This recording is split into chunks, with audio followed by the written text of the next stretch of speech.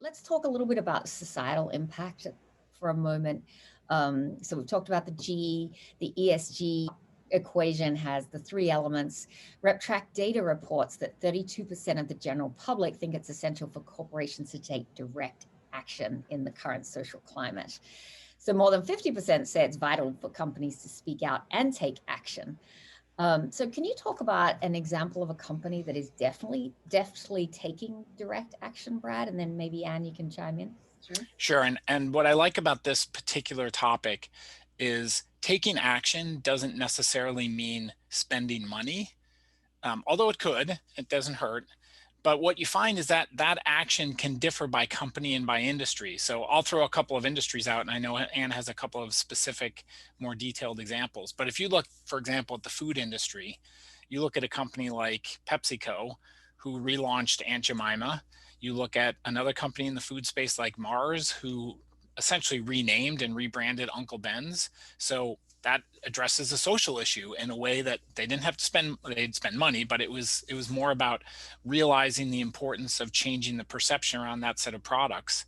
If you look at in the content industry and you look at a company like Netflix, who's always been a leader in this space, but not only did they invest more money into multicultural and social justice related content, they also rearranged the way content shows up on the site. If you go to their homepage, to emphasize certain types of content that would be related to social justice topics.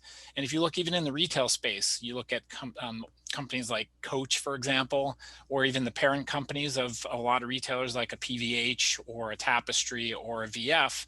And what they literally have said, aside from making donations to the local community, is, for example, the Coach CEO, when they were destroying and breaking the windows of Coach stores in New York City and looting, the CEO said, that's perfectly acceptable because it's okay for us to have situations like that as long as it's serving a larger social purpose, which is, the Black Lives Matter related topic. So there are different ways that companies can address this, and it doesn't necessarily have to be about money, but many are taking very strong positions and following through on it.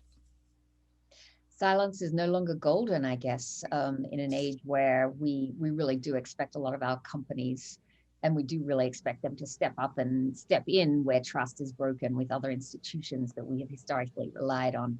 And would you like to add anything on societal impact and companies that you've observed? Yeah, absolutely. And I think this again is a big challenge because you have to move with authenticity. You have to do it in a way that matters to both to your stakeholders and to your employees and the entire stakeholder ecosystem that you're looking to move forward in the right direction. There are a lot of companies that have been doing this work for a long time. And there's organizations like AT&T and IBM that have really intentionally built diverse workforces and have had this as part of their company DNA for decades, and have the plaudits and the industry awards to really kind of show what they've done over time. They've made mistakes, and they have the experience to show for it. And the question is, how do you speak, and how do you start to rise up, and how do you make it part of your real brand expression? Whether it be something that you are forced into, or see the door opening to be able to enter maybe for the first time, or you have a long storied legacy of doing this kind of work and approaching these types of social challenges wherever they rise in the world. So we're talking about Black Lives Matter in the US. There was apartheid. There were other major issues. The world has been a mess for a long time, and corporations have had to deal with this. So if I were a CCO, I would look to draft off of some of these bigger organizations and learn from some of their stories. Some of this stuff is new and acute. The combination of factors this year is very challenging. But are folks thinking about IBM and what they have withstood over the course of time, and what they have been able to stand for and uphold as a brand over that time? It really stands for a lot. It's a great point, and the advantage of historical context and vast repositories of data on different situations gives them a real leg up in a challenging environment. It's a really great point because we spend so much time speaking about the disruptors in different industries. but it's a reminder that the amount of time you've been around doesn't need to be a disadvantage. It can Right. actually really help you in moments like this.